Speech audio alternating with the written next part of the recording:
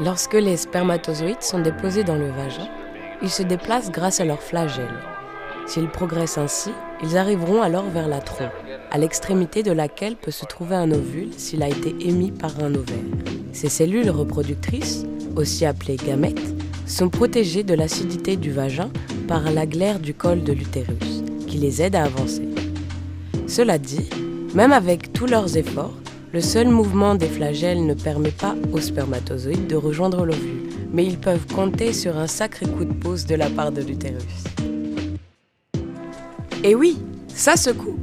Attention, il y a une chance sur deux pour emprunter la trompe menant à l'ovule. Shifumi? Pile ou face? Pas la peine. Les cellules folliculaires entourant l'ovule sécrètent des messagers chimiques qui guident les spermatozoïdes. Alors ça, c'est incroyable.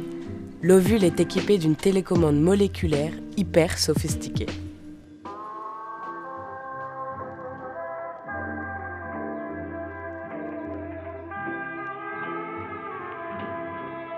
Pas de panique les spermatos, on se détend.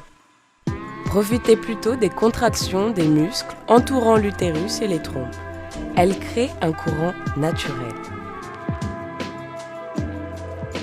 Et voici l'attraction la plus fun au monde, l'ondulation sur tapis de cire.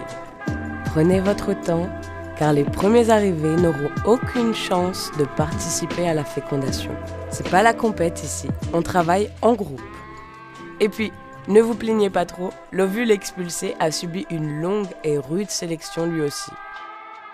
Tiens, d'ailleurs, le voilà, c'est lui.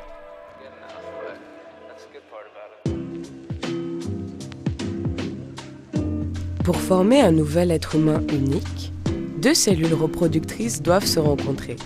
Les spermatozoïdes devront passer plusieurs heures dans les voies génitales pour fusionner avec l'ovule.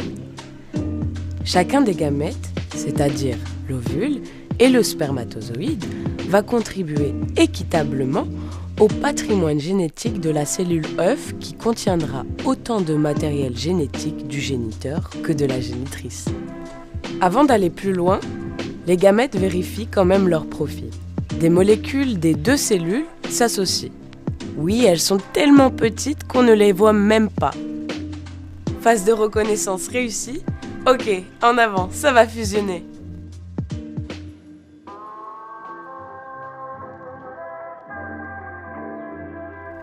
Le spermatozoïde participant à la fécondation perd alors son flagelle et l'ovule dresse une barrière bloquant l'entrée à d'autres gamètes. Attention, rencontre des noyaux imminente.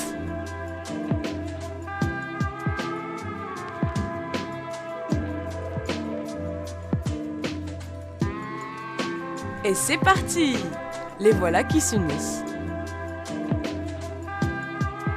Ils forment une cellule œuf. C'est la fécondation.